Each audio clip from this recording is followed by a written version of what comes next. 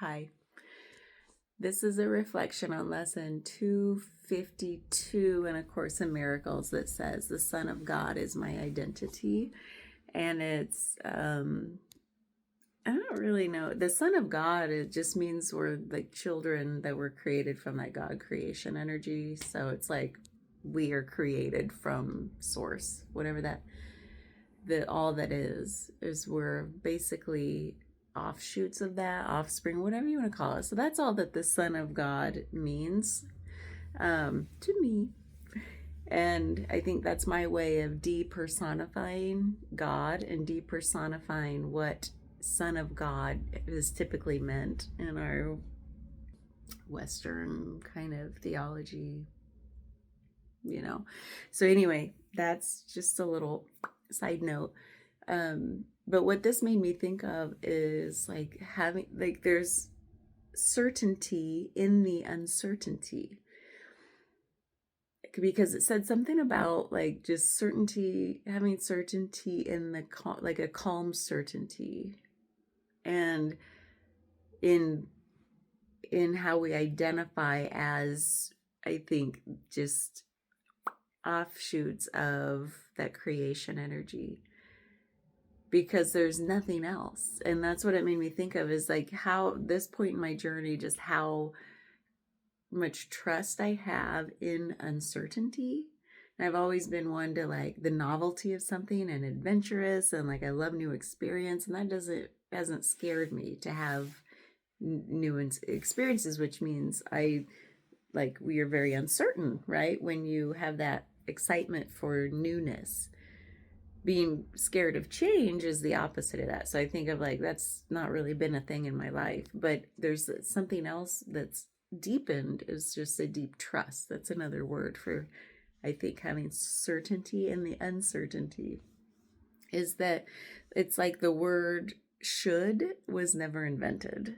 And that's the new part for me. It's like being so trusting in presence that it's something that's been a long time coming, and it feels more solidified, like more here, like I'm more grounded in it day to day. I still get, pulled out of it from time to time, but it just feels more and more. That's been the journey I'm on, just getting out of the mind into the body, and here, right now, to this timeless, it actually feels pretty timeless, present moment.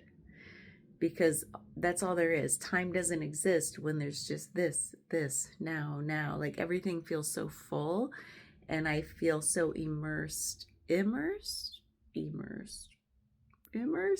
it. In it, which is like nothing, which is everything. So there's a certainty or a trust that has been happening, or that's just here, when I don't think that I should be somewhere else, that I should be doing something else, I be thinking something else or feeling something else other than what I am. Meaning everything is just as it should be, always, at all times, in the non-time.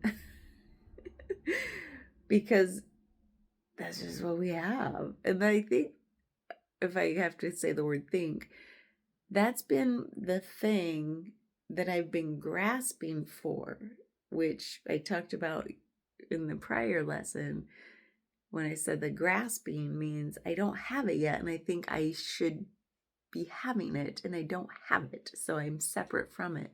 And so what's been coming is this, oh, it's always here, I never not have it.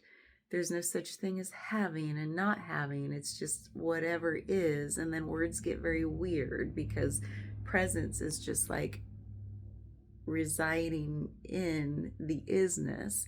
Some people call it abiding, non-abiding, abiding. It's every word creates a paradox, right? Because you think of the opposite word, and how if you stake your flag in a word, it means it's this and nothing else. This is where it gets weird. So if you just stop speaking, it's easier to rest in the isness, the everythingness. And it's something I've glimpsed into time and again, but it feels more here, more here, more here.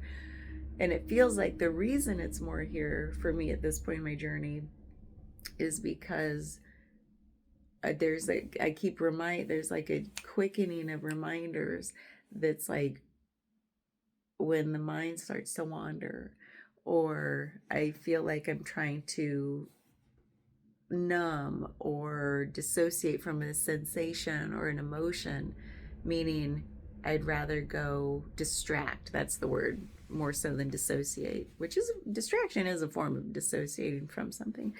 So when I want to distract, like, oh, do an old, like a conditioned behavior or pattern or whatever, it feels like I do, like when I start to feel that need, then I'm like, just pause, because that too shall pass, and wait for that, like, oh, don't go out there, come back in. Because what I've thought about, like the conscious thought of that's come in, has been like, oh, there actually is more enjoyment to come back. There's more of all the things that I'm seeking is actually when I allow myself to come back in. So that feels like another paradox. Like I'm where it might feel like distraction is like distracting from something I don't want to feel or think.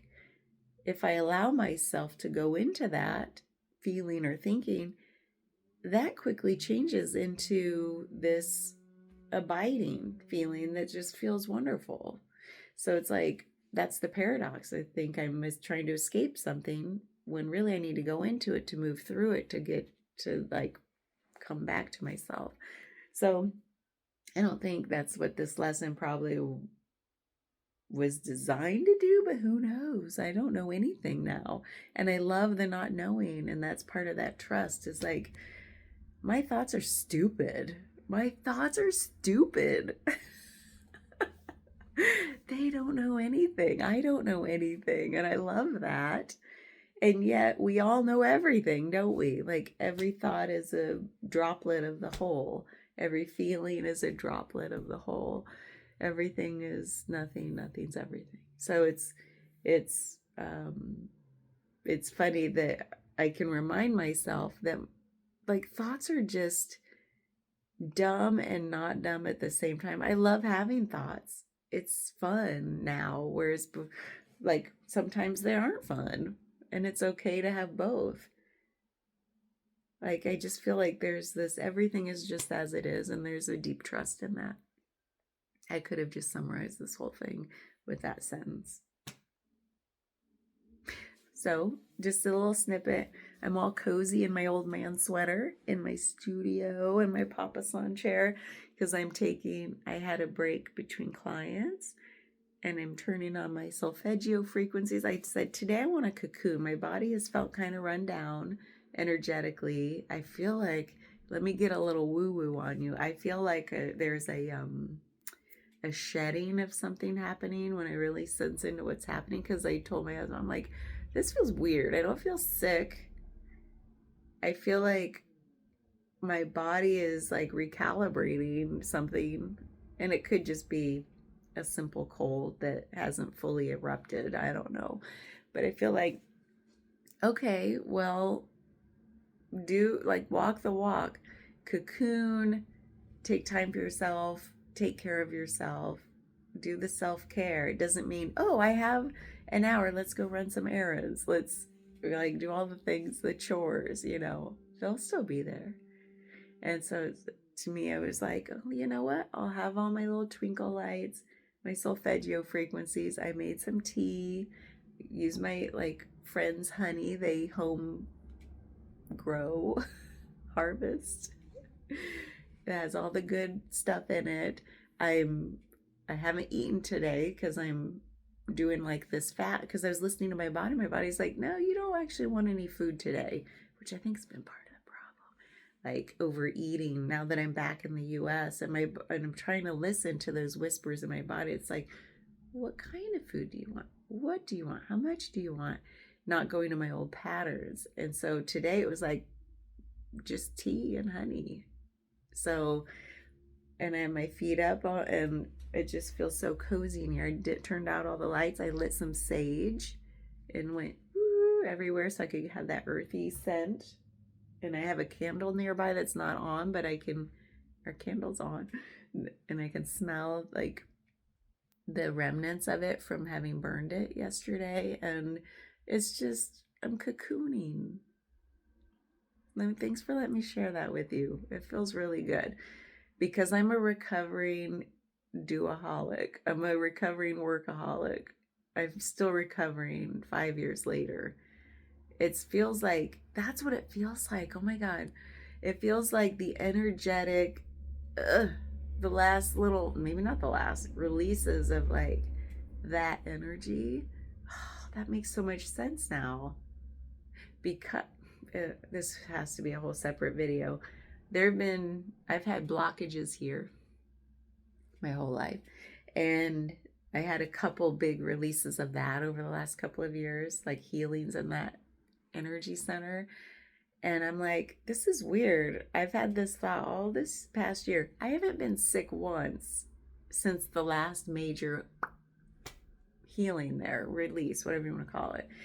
And I'm just waiting. Usually there's like one cold a year, especially when you're working with the public. And I see people who are sick all the time. And I'm like, why haven't I been sick? And I've traveled like so much this year, so many planes, and just being in massive groups of people. I'm like, why haven't I been sick? And then right now, there has been this like I was going to go on one more trip, and I allowed myself to not go on it. And I emailed them and I said, I know I'm signed up, I was about to sign up for this third part of my training because there's been 3 parts this year. And I'm like, I think I want to pause until next year. Is that possible? I'm waiting to hear back. And then I was texting my cohort buddies that I got to be friends with, and she's like, I'm going to miss you. And I'm like, I'm really going to miss you too. So I sent myself but something was greater than the missing. I was listening to my intuition, and it said, no, this is better to stay. Like there's been a need to have like downtime because I've been gone most of this year. Like literally one whole quarter of the year, and we have a whole quarter left. So that's a big chunk of the year. So basically about half the time of this year so far I've been gone away from home. And I was about to be gone another week and a half at least. And something said no. And I trust, maybe this is a full circle moment. This coming back to trust those inner knowings of like, no, you need to be home right now. Today, I was going to say shit you not, but I guess I just said it. So shit you not. There's been a buildup of this feeling happening. Like my body feels weird. My body feels weird. Why does my body feel weird?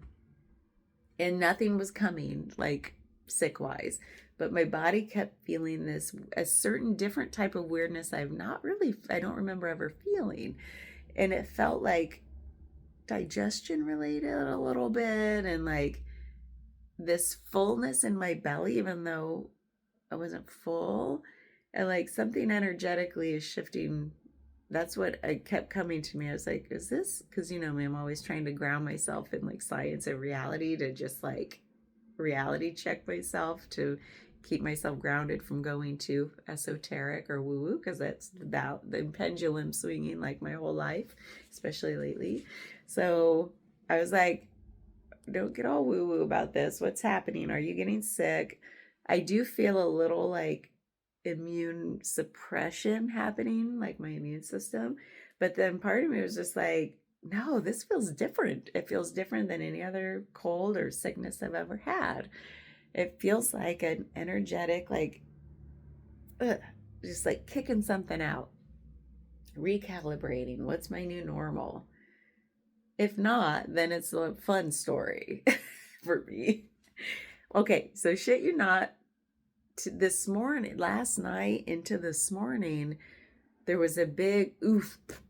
And then I realized, oh, today's the day my training starts, that I would have been deeply immersed in the last round of this trauma healing work that we're doing, like training. And something was like, I still felt, as much as my friend and I were texting, like, oh, we miss each other, not being in the same space because we were really good buddies and like shared a lot during these trainings. And something was still like not really trusting that that's not where I'm meant to be right now, which is really weird. If I put my head in my past self, I'd been like, why am I not there? I need to be there. And what am I missing out on? And why would I not finish this? And something feels really good about pushing pause as a recovering duoholic finisher. Like, do the thing. Man, I just doubled the length of this video but to me, I think it still has to do with trust in the uncertainty of what's happening and knowing I'm exactly where I need to be right now. And so are you. Thanks for watching.